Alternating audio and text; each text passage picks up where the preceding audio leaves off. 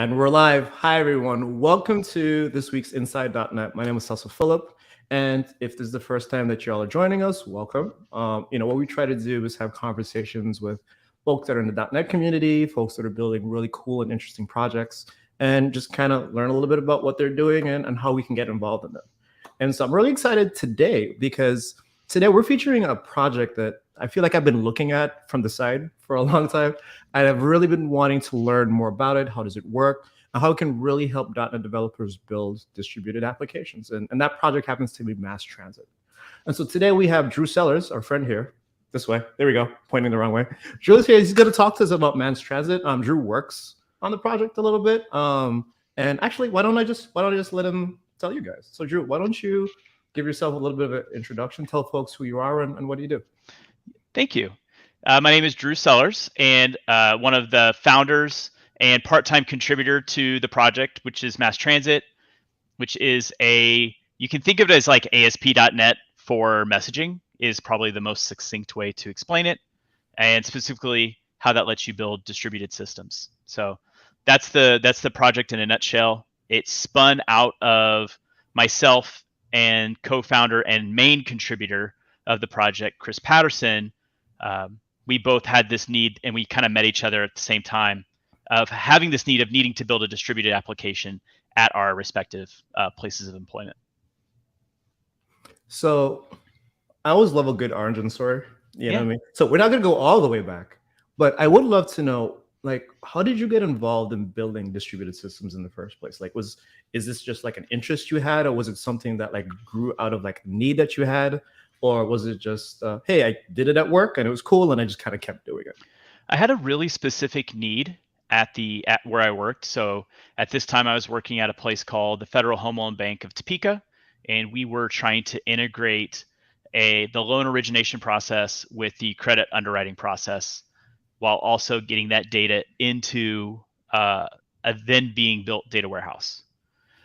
So the tools that we had at the time would have been like SSIS, like early days SSIS. Mm-hmm. And we had a very specific issue, which was that those were not very source controllable. It was XML. The XML contained the UI display information. So if you change nothing but just move something around, you'd get this big diff. Mm-hmm. So we kind of were looking for something else. As I was scouring the community, I started to hear about this thing called an enterprise service bus. And from there, I personally learned through reading. So this was, let's see, we're in 2023. So this is like 2007 at this point. So books would have been the main choice. And I found the classic enterprise integration patterns by Gregor Hoppe. Mm-hmm. And that's where I started to kind of tear into it and started to learn about it. And then later next year is when I met Chris at a conference called alt.net in Austin, Texas. And we were just kind of commiserating on the same problems. And like anything else in open source, it's a very social construct. Yeah. And we cracked open Google Code and made a Subversion repo and started contributing. And I believe the first commit is literally like December 25th, 2009 because what else are we going to do? So on Christmas Day, December 25th, you're like, I've already eaten my food. We've hung out with the family. I'm just going to sit down on the laptop and why not? Let's give it a shot. And see what's going on. I love it. I love it. I love it. It's funny because I spent most of my career, I still spend most of my career building like backend systems, and particularly systems around like HTTP and web things. And I always like to say every web developer in some way or the other is like a distributed systems developer. But they really, most of us don't really look at it that way, but at least that's the perspective I choose to have. Because it's not the days where, and I'm going to date myself, but like the days where, your server could be under your table and like the database and the web server and everything is like on the same box. And now like your method of distribution is really like inter-process calls versus like I'm hopping over the network or I'm going somewhere else, right? Like hopefully for most of you, that's not the reality that we live in today. And so I think for folks that are building web applications, we have to think about things like, load balancing, we think about proxying, we think about message translation, right? Like I send it in this format, but like these backend systems need it in another format. I have to change the shape of the payload. I need to do off, and like all these other cross-cutting concerns have to apply to like that message, right? And then we kind of get into the concept of, or the conversation of, well, what is a message, right? Like what does it look like and how's it shaped? Like what's the metadata and like what's the business data that's attached to? What's the format we're sending it in? And it just, I don't know, it just kind of feels like such an interesting topic to like really dive deep into. And so I just, I kind of just went down the rabbit hole, right? And I feel like I keep going down the rabbit hole of finding like really cool, interesting projects in the .NET space, like MassTransit, that allow us as developers to kind of like play in that space a little bit more. Before we really dive into MassTransit, I think it'll be fun if we have a conversation a little bit about like what are some of like the core tenants or the core components that you think make up a distributed system, right? Like I don't know if you have a thing that's like you have a distributed system if, right? Or your distributed systems framework needs to do like these things. Like where does your head go when you think about like those type of things? I mean, you're definitely, I think the maybe not helpful but very true realization is if you have a distributed system if you're having to communicate with another process. So if you have a database and you have an application, it's distributed. Like at its core, you now have a distributed system.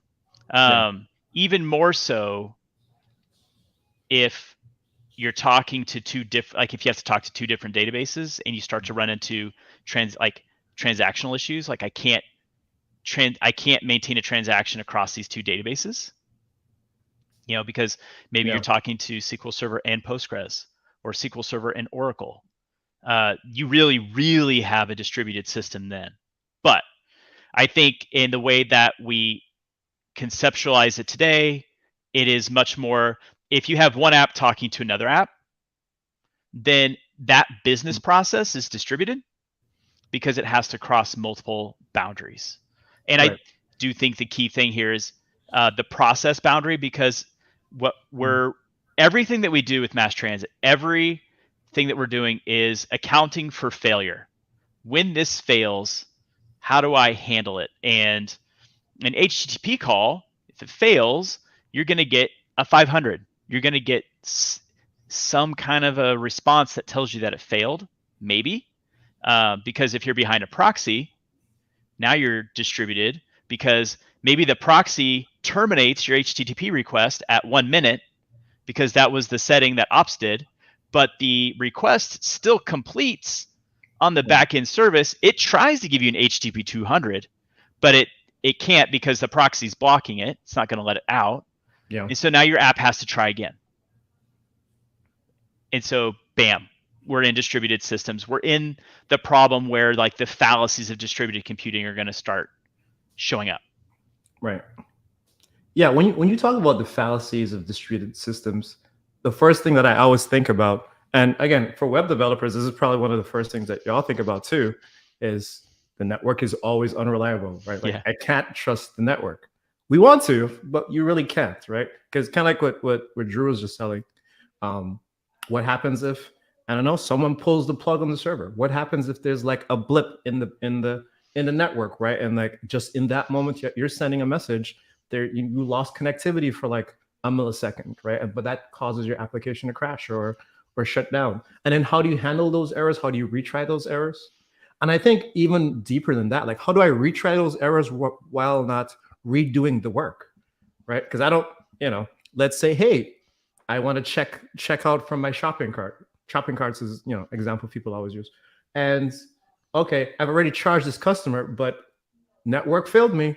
I can do it again. I don't want to charge that customer twice or 3 times or 4 times, as many times as I have to retry. They're probably not going to want to do business with us anymore, right? Yeah. And so now we have to think about how could we like reliably run these types of workflows, so to speak, to make sure that like, our application is working the way that we need it to work.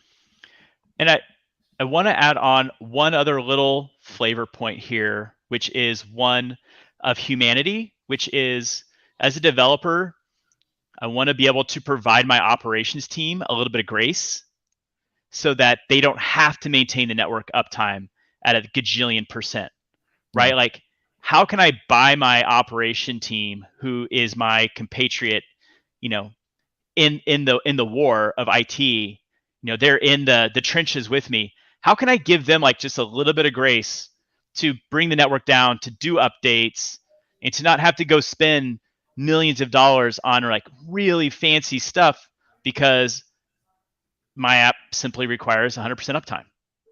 Like, I think that's another really interesting approach to thinking about distributed systems, is because they can oftentimes tolerate failure and failure in the network connectivity. We can give our database team the breather it needs to do an update. Right. So if I look at it like this, I think some of the things that, if you decided to build a distributed application, which is probably a lot of us, some of the things that you really need to think about is, well, how do I, like the messaging, and we spoke about that for like 10 seconds. We want to think about, well, how do I handle errors? How can I be resilient in the face of failure, right? I think the observability aspect is also another important thing, right? Like, how do I know what's happening in my system? How do I know where is it going? And how do I know the amount of hops that I'm taking to get something complete? How do I know what's happening in those different places? And I think another thing that we probably want to talk about, maybe in terms of like your actual framework, is, well, how can we test these things, right? And how scalable this thing is going to be, like, under load. You know what I mean? Yeah. So we definitely need to do all of those things at the very top, because these two systems are talking to each other. We have to agree on what we're saying, right? Yeah. So programming, in the end, is sometimes called a context-free grammar. Like, there's no context. This is a this and that is a that, and 'twas always thus. Until somebody starts to put the wrong data in the wrong field because it matches the type, right? Like, it was a string.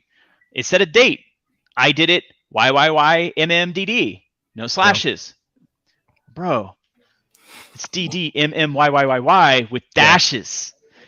Like, little things like that can cause hiccups. And so being able to, when you're building these distributed systems, having a way to agree on those semantics. And so one of the first things that we did in MassTransit is we started with, we're going to do strong type messages. So a lot of the things that, so everything is like, every message is a class. So when you ask, what is a message? Like, if you're reading the literature, a message is just, it's a data payload. It's an uninteresting answer. You're like, great, it's bytes on the network. But as a .NET developer, it was super handy to start to explain to people that you just make a class. We're going to serialize it using the serialization technology, and it'll flow across, it'll deserialize. And over time, those serialization tools have gotten more and more powerful, where you can, instead of sending a date time across, you could have a corporate date time standard format class that has a JSON serializer on it that then makes sure that the date times are always passed through the right way. Or it's, or from a networking perspective, the receiver can be a little more lenient on what it receives, but we try to be very strict in what we output. But so at the core element of MassTransit is, it's defining those contracts. And MassTransit does it with .NET classes, which means that you are ultimately sharing an assembly across projects. Right. You don't have to. You can copy paste the code if you want. But in practice, just share the assembly. It's significantly easier. So this is how I could pick out, like, real, maybe that's not a good thing to say, but this is how I could tell that folks are really, like, distributed systems nerds, is when we could spend like hours talking about, like, the message shape. Right. And one thing I wanted to ask you about, as you were bringing that up just now, like, what are your personal thoughts on, like, messaging formats and, like, supporting those different messaging formats? So as an example, like, everyone uses JSON. JSON is almost like the default that a lot of folks use. But then there are, particularly if you're just talking about not necessarily going over the web, but just going, like, over like a TCP channel or some other thing that's not HTTP, a lot of folks might want to use, like, some type of binary format, right? Like, gRPC uses again, like protobufs. And I've heard about this thing called Avro. Never used Avro, but I've heard a lot of folks use that. And, I'm sure there's folks that still use XML and some of these other types of things. And I think Orleans, if folks are familiar with Microsoft, Orleans has its own specialized formatter for like serializing text that go over the back and forth over the wire. So I'm curious to hear like what are your feelings on like not just serialization technology, but like the format that actually goes over the wire and like use cases of when you might want to use a different one or maybe even multiple ones in the same application. So I definitely am a fan of JSON first. So barring a specific business need, I would recommend using JSON. The reason that I do so is there is everybody's editor can format JSON. Like I can copy the message, paste it into my editor, and I can format it, and I can get to work. It's not a specific everybody, especially at this point, the broad generalized understanding of the entire developer base, their ability to understand JSON, to write JSON, to format JSON, I think is a huge advantage. Now, at some point, there may be a performance need, a business need to switch away from JSON. And to that degree, MassTransit supports a variety and has a pluggable serializer. So if you need to move away from the MassTransit specific one, which includes an envelope, we have a way to just do raw JSON. If you need XML, you could plug in XML. If you need YAML, you could plug in YAML. We'd have a little bit of support for protocol buffers, but the .NET is currently going through a bit of a churning phase with its support of protocol buffers as the ASP.NET team really starts to embrace it based on the needs of Azure, because their scale is so high, and they need to distribute their protocol buffers definitions to multiple teams. I do think we'll see like a shift in the .NET support of it where it becomes a lot easier than it is today. So all those things are possible. But again, personally, if I was advising somebody, I would only move away from JSON if there was like a strict business requirement, not because it's faster. Yeah.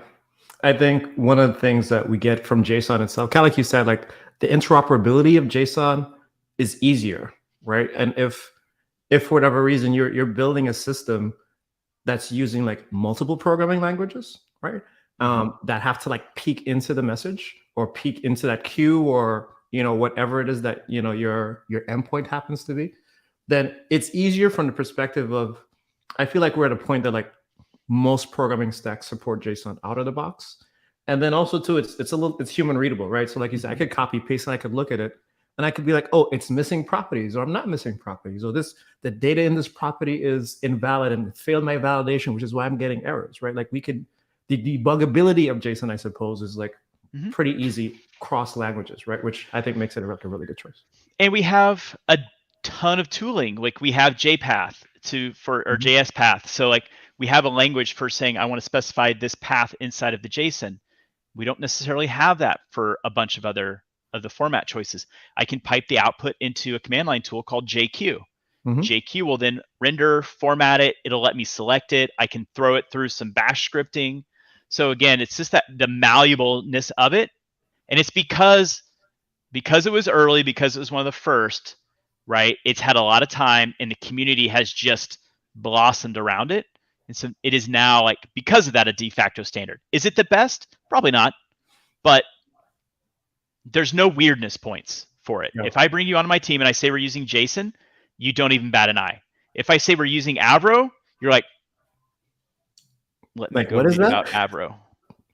Okay, we talked to my security team about this. Like, I got to talk to people about this thing before I just say yes to you. Yeah. So I'm always trying to be aware of like, where am I spending my weird points in an application that I'm building? And I just try to be really conscious of it. So yeah, this is a general theme, but that's my thoughts on serialization. Got it. We have one question that's coming in from LinkedIn. And I want to make sure we don't take too long to answer it.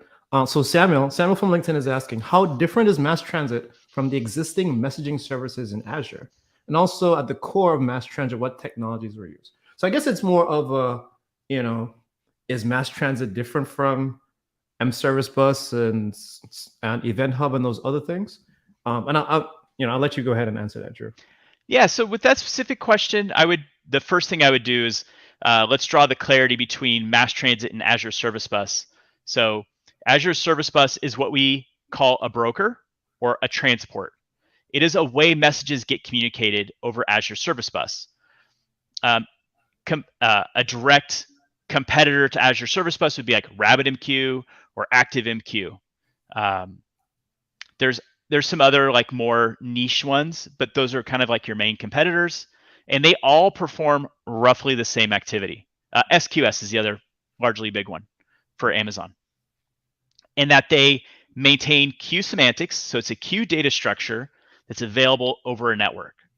And that's what that does. So Mass Transit sits on top of these things. And Mass Transit provides things like parallelism, the ability to have 10 workers working off of a queue at a time. So we enable like competing consumer. We handle retries, we handle failures, we handle serialization.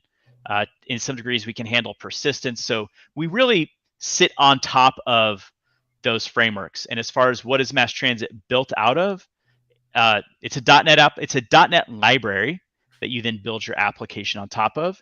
And again, if you're familiar with what ASP.NET does for sitting on top of a TCP queue and providing you HTTP semantics, Mass Transit sits on top of that same TCP queue, but on top of like talking to RabbitMQ, not an HTTP protocol, the AMQP protocol, and gives you a lot of the same stuff where you can say like, hey, I want to write a response back to this person using HTTP. Mass Transit will do the same thing. I want to write a response back using AMQP.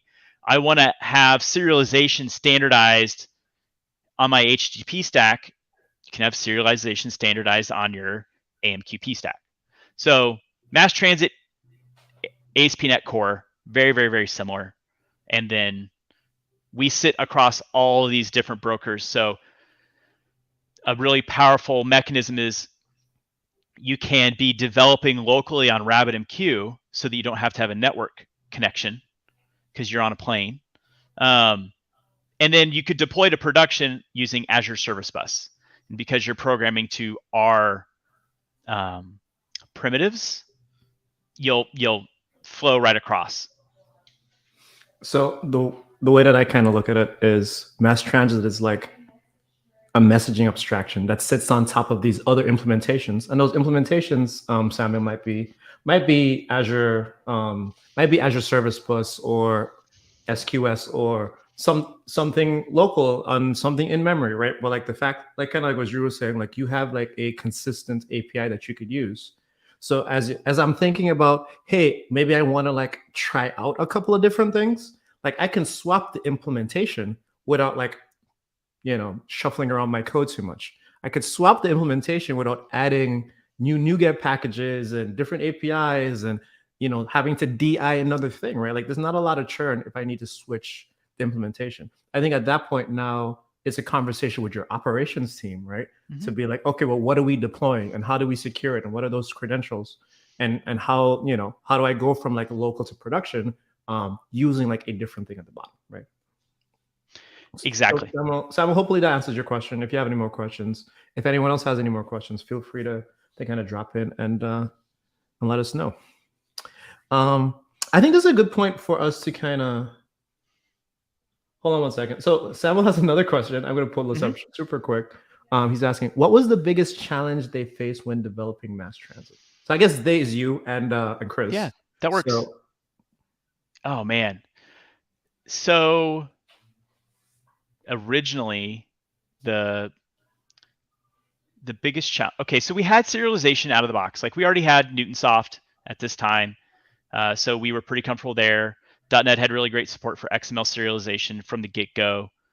So that was never a problem. Chris is specifically very comfortable with multi-threaded work and all of that. So that was never really a challenge. Like it was a part of his kind of skill set already. So what became the original challenge was the queuing choice in 2009 was MSMQ, right? Running RabbitMQ on Windows is generally accepted to be a terrible idea. Azure Service Bus didn't exist. And so when we first started, it was MSMQ, and that brought in some baggage around the Microsoft Distributed Transaction Coordinator, the MSDTC. And like, what should we be enrolling in the transaction? Should we not be enrolling in the transaction? And the community just hadn't really decided on a lot of this, especially the Microsoft community, outside of like a dogmatic yes, use the MSDTC. And .NET had just shipped system.transactions. And so, how do we want to do that? WCF was really in vogue at this time. And so, are we using WCF? Are we not using WCF? So there was some like walking of the landscape that I feel like really had to be done. Yeah. And then how do we share the subscription information? How do we get each thing to know about the subscriptions? And so we were like, do we need to build so I think we had like a third party, like another service that you had to run in order to kind of like make everything work. But then the brilliance of RabbitMQ, really, like we found RabbitMQ, and it has the routing is baked into the product itself. So MSMQ was literally, it's just queues. At the time, that was all there was. There wasn't even sub queue support.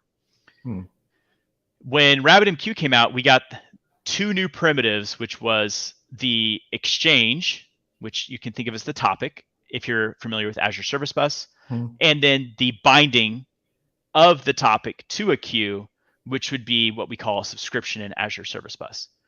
So with that, like I would say that was probably one of our biggest technical problems, was kind of solved. And yeah, so once that was done, now the problems became configuration and what should the behavior be when, and all of these like very small, important developer experience related decisions. Yeah, that's fair. And I'm going to ask this one last question. Bring them all. Let's never stop. I want to say one last, like for now, before we move forward the conversation a little bit. Samuel is asking as a follow-up, so is there a JavaScript, TypeScript, SDK, or port for MassTransit? Which I guess if we generalize that question, can other things that are not .NET use MassTransit? So the simple answer is yes. A long time ago, I wrote, like when Node was first coming out, I did write a MassTransit.js. It's since run out of date.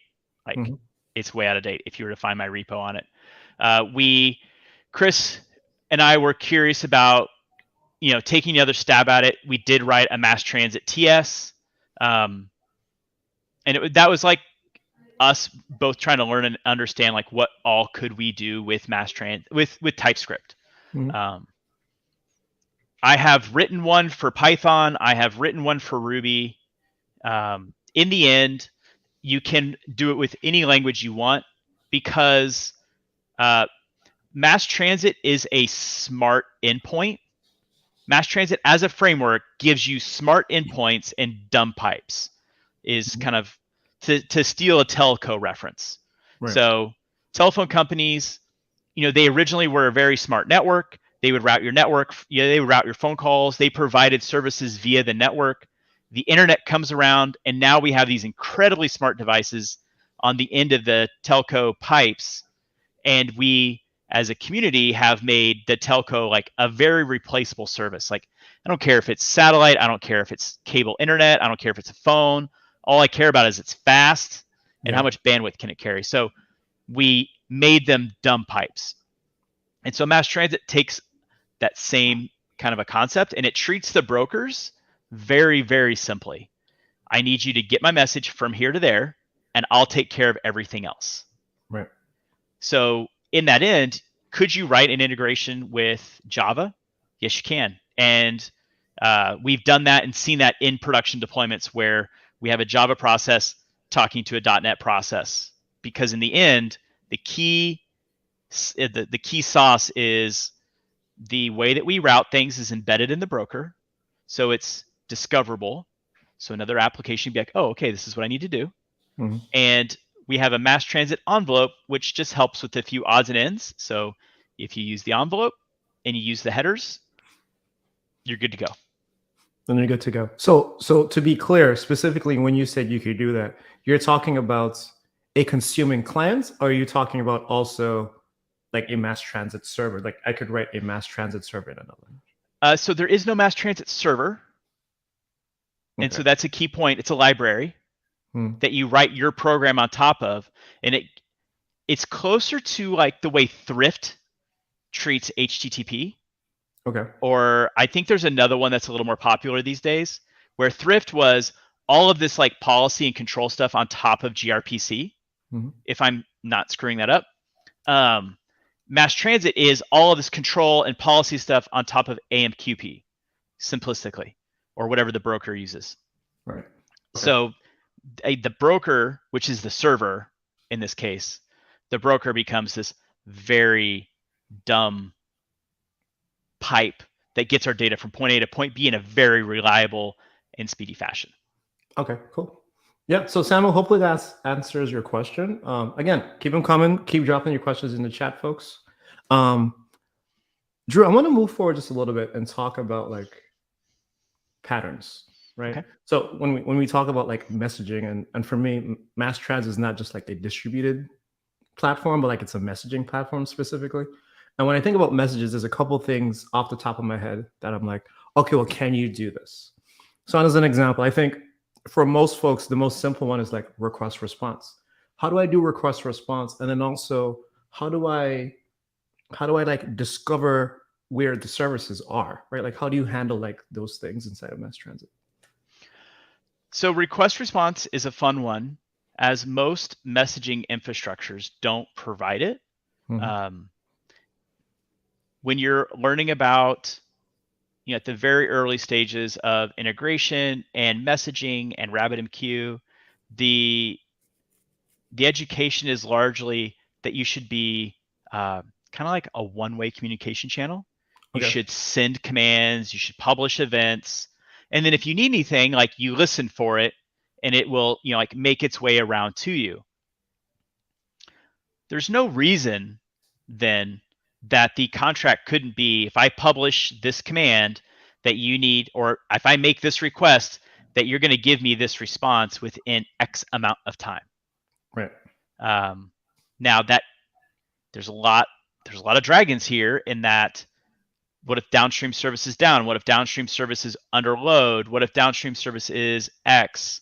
So it's important that if you're doing a request response pattern, that you understand like what happens when it fails. Like you have to really think about what that is, because it might time out on you, but you could still get the response 2 days later because that system was down. So once you get past that, MassTransit directly supports request response. So you can, inside of something that we call a consumer, which you can think of as a controller to map to ASP.NET terminology, you can say, hey, I'm working on this message. And oh, by the way, if this came from somebody requesting it, this is the response I want to give them. And it's a fully realized message of your own construction. So if we look at the pattern on a high level and not just necessarily MassTransit, then could we say, okay, process A sends a message to process B that's going to respond in some undetermined period of time, right? Well, we're going to listen for a response and make a decision within 10 seconds. Okay, got it. Because I was going to ask if the construct was I send the message and then now I'm waiting for the response in the background. That's another. So we have so there's two request response structures in MassTransit. One is I'm expecting this to happen relatively real time. So it's going to happen in 10 seconds. It's going to happen within, I'll call it an awaitable time. So how long am I going to await it, right? So I'm in my code. I say await, send request. How long am I going to wait for that response? Now, you might have a very long-lived request. Let's say that I want to request some video to be transcribed, and that's going to take a couple hours. Well, I don't want to await for an hour. that's no bueno. So we have this other construct that we call a saga, which is a long-lived transaction. And sagas have a different way of correlating the messages beyond.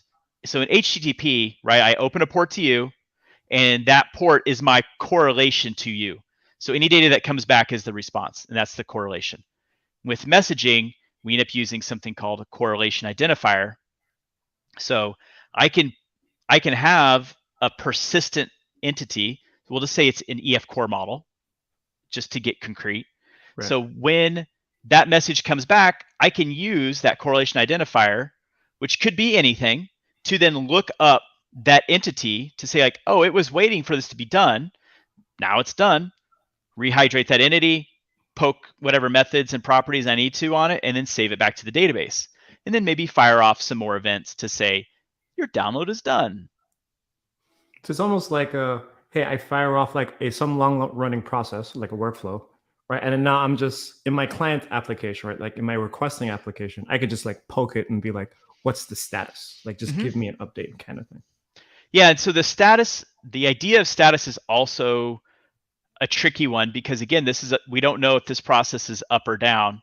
Right. So we tend to recommend that the working process broadcast updates as events that anything can listen to. And then it's like, okay, cool, this is where it is, this is where it is, this is where it is. And then I'll update my internal tracker. Okay, so then instead of polling, right? Instead of polling, essentially, like I'll just have another consumer, maybe like a consumer on the requesting side, and that consumer is going to listen to like those events from that particular workflow, that particular stream of execution, to be like, okay, this is where we are, this is what the state of the world is, right? And then now I can react to it on the client side, quote unquote, the client side, to like see what's actually going on. Yeah. So if you were to draw an activity diagram where you had the arrows going back and forth between two things, there would just be this one arrow going back saying, this is where I am, this is where I am, this is where I am. And if you think about these things as like two human worker processes, you don't want your manager coming over and being like, hey, where are you? Hey, where are you? Hey, where are you? Like, that's not what we want. So you almost want to, at the end of the day, you send off your email, like, this is how far I got. At the end of the day, you send your summary, and now it's done. Okay.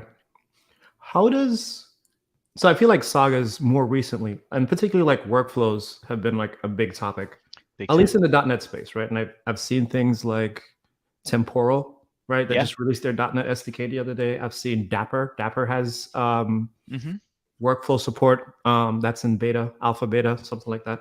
And we have durable functions. Like we have all of these things, right, that allow us to do like these long running executions, right, that have multiple steps and stuff like that.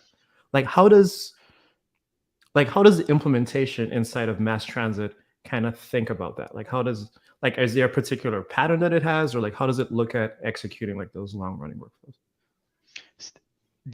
All right, Temporal is a great example. There's another one called Ingest, INNGEST, for the Node community.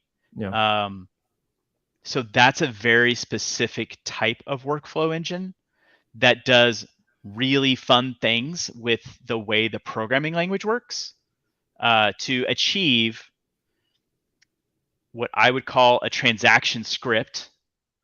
So this is out of either enterprise integration patterns or patterns of enterprise applications.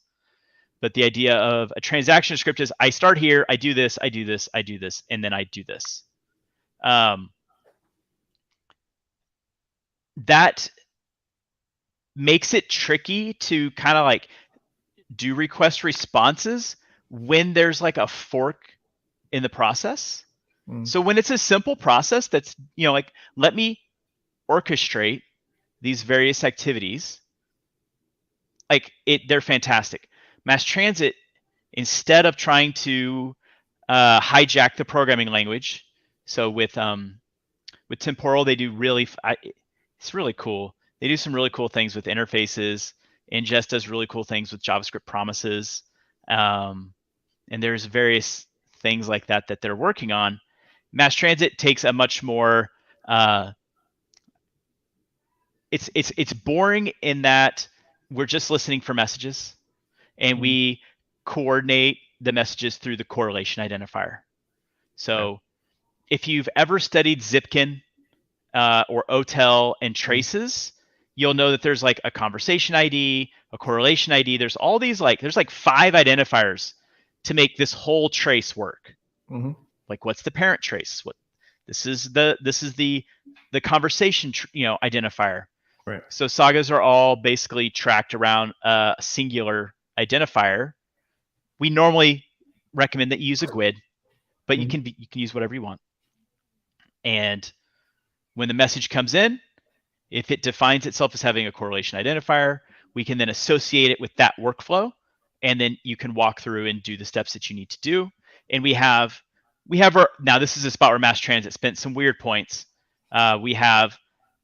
We tried to put kind of a DSL inside of dotNET that lets you orchestrate a workflow with, when this happens, transition to this state, then do this, and hey, if I'm in this state, ignore these messages because it's too late, you can't do this, they're not allowed, or it's too early. So we have like a state machine also built into it to help the developer deal with the fact that you might get messages out of order. And how do you want to handle that? Yeah. When it comes to scaling, because I think this could be one of the hard things to do when we think about distributed systems and distributed workflows in general.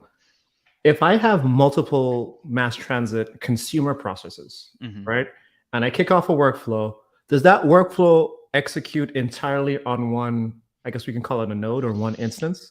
Or we call them endpoints. It's just endpoint. So like whoever pulls the message first runs it, kind of thing. So every endpoint. So let's say that we have, we'll take e-commerce. So just to make things clear, we'll have the side that catches the order from the customer, and then we'll have the warehouse that processes the order. So when I catch the order, I'm going to send a command to the warehouse saying, hey, pick, pack, and ship this to this customer. And so the way MassTransit works is the receiving side defines the name of the queue that it's listening on. The publishing side defines the exchange or topic that it's publishing on. Okay. And so they meet via bindings or subscriptions. So when the listener spins up, it's like, cool, my queue name is warehouse or whatever it is. I really care about messages A, B, and C, and I'm the only one that's going to know that I care about messages A, B, and C. So then I'm going to create the bindings to message A, to message B, and to message C. Okay. So the publisher has no clue, but the receiver is like, these are the things I'm interested in, and that's how the two meet.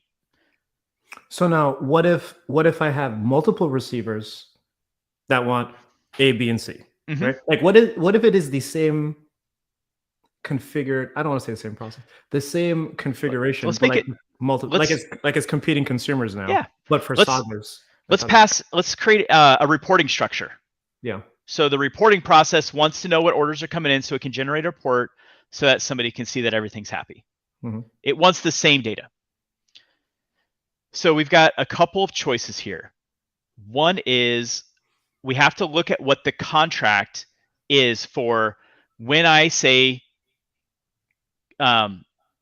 create, like, pick, pack, and ship this order. Is it a command? Is it saying, do this? In which case that do this is really defined by the warehouse, because the warehouse has to define, like, this is what you need to tell me so that I can do this. Or is it instead that the order side is saying, I have an order, and it's a broadcasted construct. Right.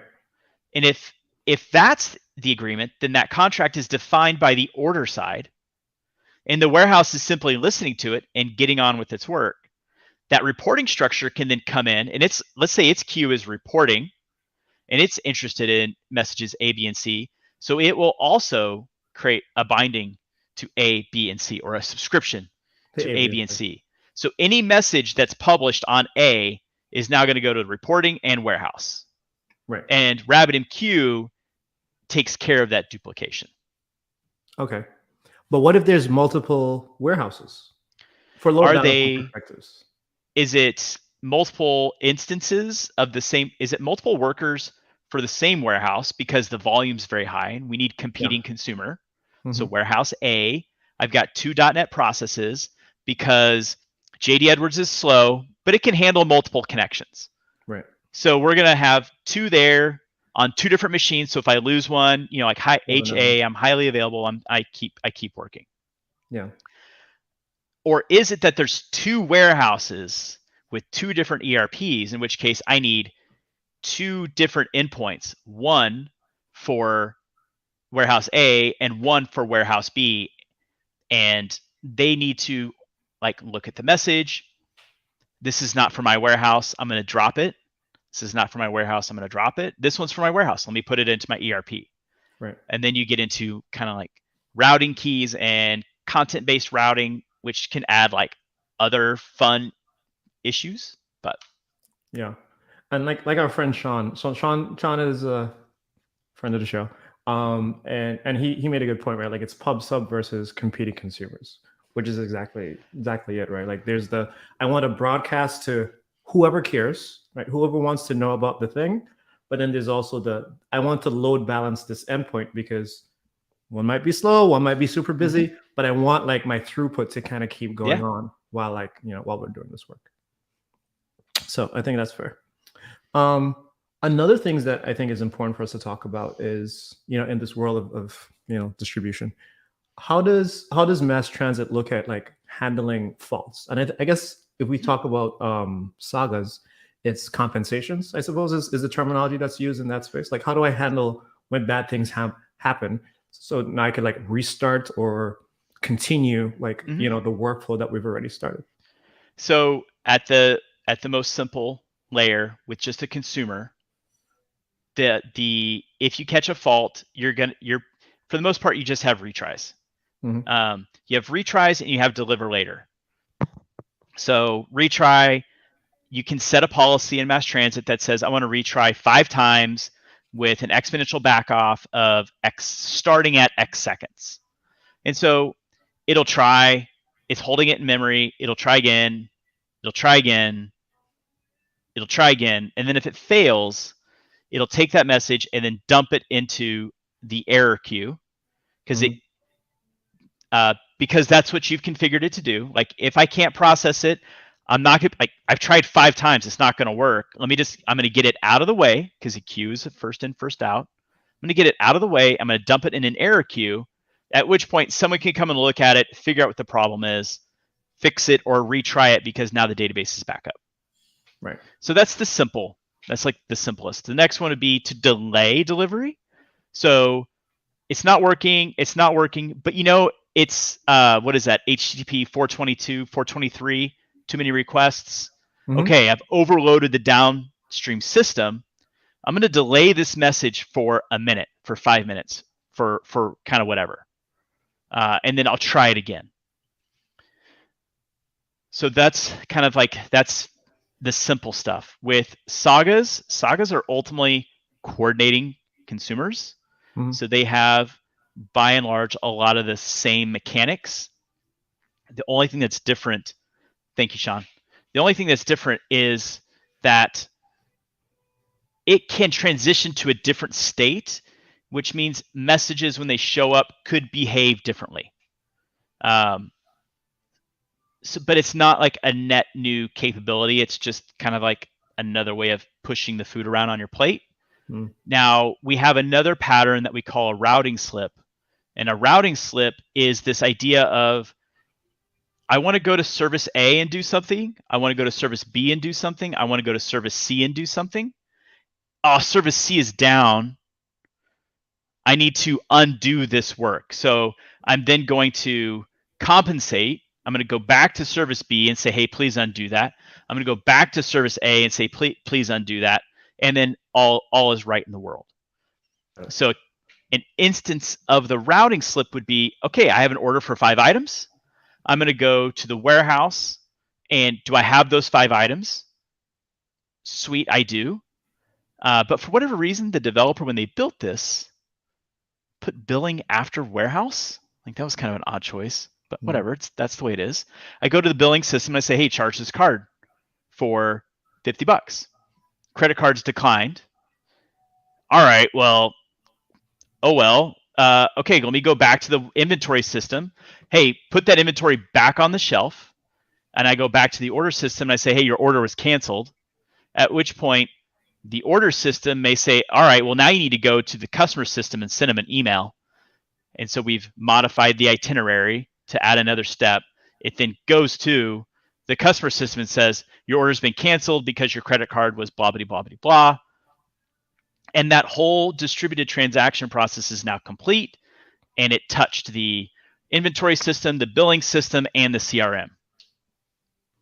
When I looked at the documentation for routing slip, I kind of looked at it as a way to, or one of the things that it does is a way to like alter my path as I'm kind of going through things. So I feel like with sagas, I have like a fixed, well-defined set of steps, right? But then with routing slip, kind of like what you're saying, like, hey, I'm going to look at this message, and like at that point, like I'm going to determine like what my next step is going to be. Like I'm going to determine what I'm going to do next based on like some context within the message that I'm going to look at, you know, the metadata, payload, whatever the case is, right? And like I'm going to be like, oh, okay, you forgot this. Like you said, this didn't happen. Errors happened, right? And now like I have a branch, right? Like I'm going to, that's a bad branch, but you get the point, I'm tracking. right? Like, I'm tracking. You got to go to different places. And, we only have so many hands. Yeah, exactly. But would that be a fair? Yeah. So thought? The routing slip has a core, to me, has two core pieces. One is the itinerary. What steps am I doing? And then, or instead of steps, I should call them activities. So what activities am I doing in this itinerary? And the itinerary is a mutable concept. So as it's going through, I can mutate the itinerary to go do other things. One way that we've seen it used is the itinerary comes into a system and it looks at the customer's current credit score, and it's below a threshold but above another threshold. So they add a step, hey, go get a fresh credit check. So once it's done with that system, it actually goes over to the credit system. It gets a fresh credit check. It updates the data in the itinerary. The itinerary holds a payload as well. And this is where we're using the network as a database, which I'll have to find the link. That's one of my favorite articles ever written. But yeah, so the state is on the network, and it's called network as a database. So when it comes back to my original system, it's like, cool, the credit score is above, it's below. And because it's above, I'm going to add steps 4, 5, and 6. Because it's below, I'm going to add steps A, B, and C. And so we can mutate the itinerary and coordinate or orchestrate, right, all of these services together through the routing slip. And if any one of those fails, each activity has this idea of a compensation of how do I undo it? So this one activity may not need any compensation. It was just a query. Another activity may need to undo some database entries, or it may need to add more database entries because it's an accounting system and you never delete stuff in accounting systems. So I need to append some more stuff. Right. So would you say like that's MassTransit's way of implementing? So I know a lot of distributed systems folks talk about like orchestration versus choreography, right? Like, would you say like the routing slip is like MassTransit's choreography solution, I suppose, if you want to look at it from that perspective? Yeah, so the routing slip is the choreography, right? How do I get multiple different systems to move at the same beat? And then, orchestration is I get all these systems kind of doing the same thing. And then I have a terrible time with these words. I keep mixing them up while I'm trying to explain them. The saga, I'll just do this. The saga is I need everybody to like follow the same protocol. It's this. And then the routing slip allows for this like more dynamic, flexible concept of changing things out midstream. Gotcha. That makes a lot of sense. Drew, I know we're running a little bit late on time. We just got a couple of minutes left, but there's Uh-huh. one more pattern that I'd love for us to talk about before we wrap, and that's the outbox pattern. Mhm. Now, I've seen transactional outbox, all kinds of outboxes in like different languages and frameworks and stuff like that. Like, I'd love to know, like, what's the problem the outbox pattern in mass transit solves, and like, how do you all kind of go about like thinking about that? So the clearest outbox, whether it's transactional or not, the problem that outboxes are ultimately trying to solve is on this line of code, you've said you want to publish a message. On this line of code, you've made a change to the database. And on this line of code, you've committed the transaction. Mm. The transaction fails. The message has already been sent. What do you do? Right. So that's the core of the problem. What we do instead is programmatically, it looks like you're just saying publish. Just looks like you're just saying publish. Just looks like you're saying publish. And you want to make those publish decisions at the right call site. You don't want to like have to wait till the very end. And many frameworks also don't explicitly ask you to manage the transaction, right? You just go about and do your business, and the transaction is committed for you at the end of the scope. So the outbox allows us to collect those messages, and then once the database has successfully transacted, we then release all of those messages in the order that they were put in. Got it. So that's the core problem. Now when we get to a transactional outbox, it's when we say it, what we're really trying to impart is that the messages are persisted in the database. So we're going to take a performance hit because we got to write more stuff to a database table, and that's expensive. And then once we write all the records to the database of like all your data models are written to the database, all the messages are written to the database inside one transaction, we absolutely know it's good. Once that's done, there's another process that's in the background that's going to grab those messages and publish them out because now we know they're good to be published. Right. There's another side of this, which is the inbox, like a transactional inbox or some kind of an inbox that's going to say, cool, I have this message. I've taken it off of the broker. It's mine now. And now I'm going to try to run it through the consumer and do all of its work. And I'm going to have all the messages outboxed and then let everything go.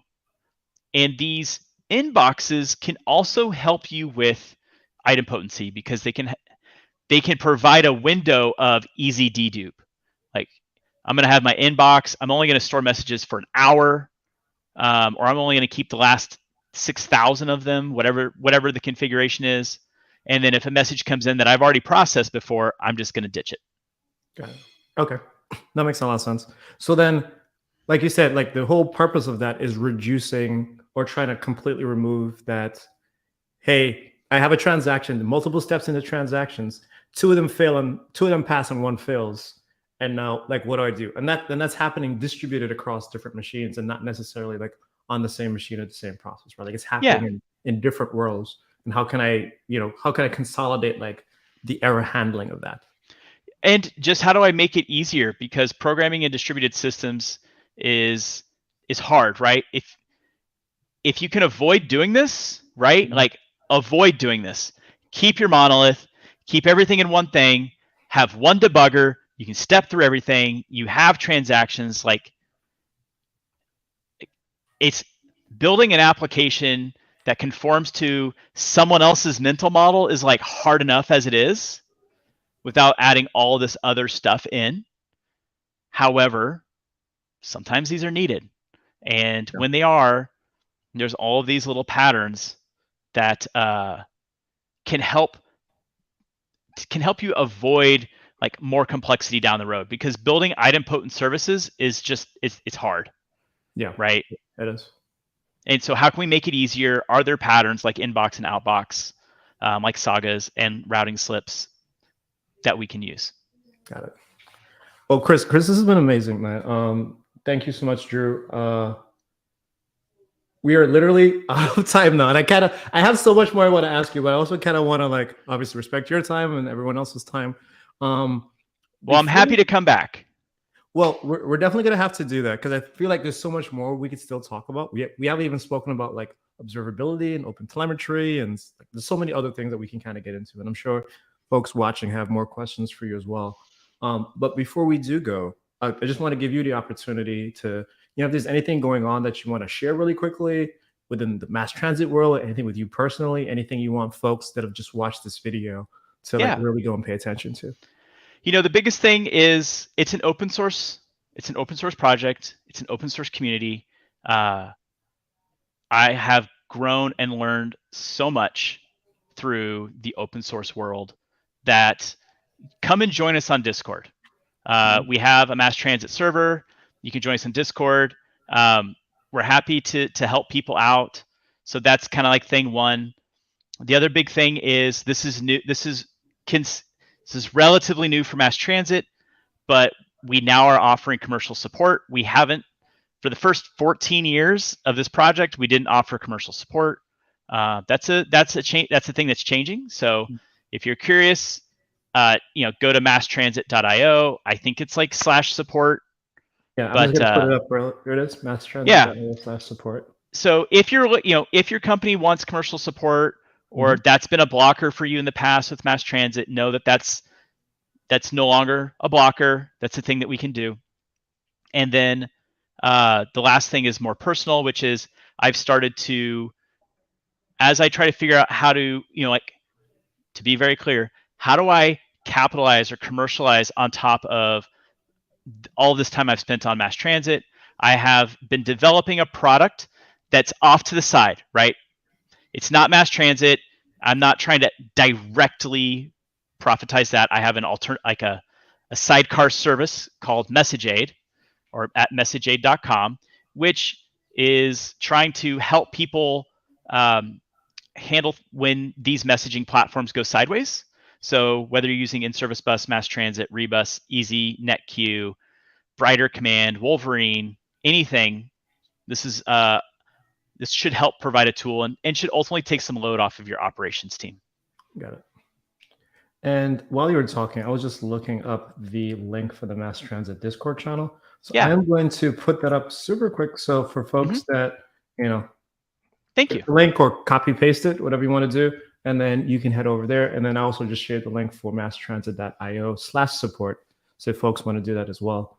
And you were just talking about MessageAid. So here's the link for MessageAid. If folks want to go over there and check that out and see some of the cool things that Dru's working on. And let us know. Like, I'm really curious to hear what folks are doing with MassTransit. Feel free to leave a comment on the video. Dru and Chris and everyone else are inside of the Discord channel, so head over there, let them know what you're building. I don't know, do y'all have like a show and tell channel or hashtag or something like that in Discord? So is that like a thing? Chris has a YouTube channel that is at FatBoyG with the PH. Nice. And we've done things. So he has some long form content from during COVID. He has some entire 6 hour through 1 hour 1 hour blocks of here's how to build a system with MassTransit. He has a series of things that he calls commutes, which are it's when he is he does a 10-minute, he covers a new feature in MassTransit. And then we also occasionally do something that we call a bus stop, which is when Chris and I get on and just talk about usually something will happen in Discord or something will happen in the larger .NET community or the messaging community that we kind of want to talk about. And so we'll pop on and record a 10 to 20 minute piece. Got it. Nice. So we just shared the link for that. So there it is at the bottom. Like and subscribe like all good YouTubers do. Please. And check out some of the videos that Dru and Chris are doing over there on that channel. But with that being said, folks, I think that's a wrap. If you would like Dru to come back, I know I want him to come back, but this is not about what Cecil wants. If y'all want Dru to come back, let us know. You could see his. There it is. You can see his Twitter link if folks use Twitter. Oh, it's X, bro. Or I'm sorry, his X. What do you call it? Your X handle? That sounds weird. Anyway, you can see his handle on social media right there. Follow him, send him a message. Follow me, send me a message. Let me know. Let us know what other episodes you'd like to see, what other topics you'd want to learn about. Mass transit, distributed systems. Maybe you want to talk more about patterns and messaging formats and serializations and all these types of things. All that's open game. Let us know. But with that being said, thank you all so much for being here. Really, really appreciate you folks. Sean wants you to come back, so I think that's it. We only need one vote, so that's it. Sean wants you to come back, so you're going to come back. We're going to work that out. But yeah, thank you all very much. Thank you for being here. Thank you, Dru. And yeah, we'll talk to you all soon. Thank you. Bye, everybody.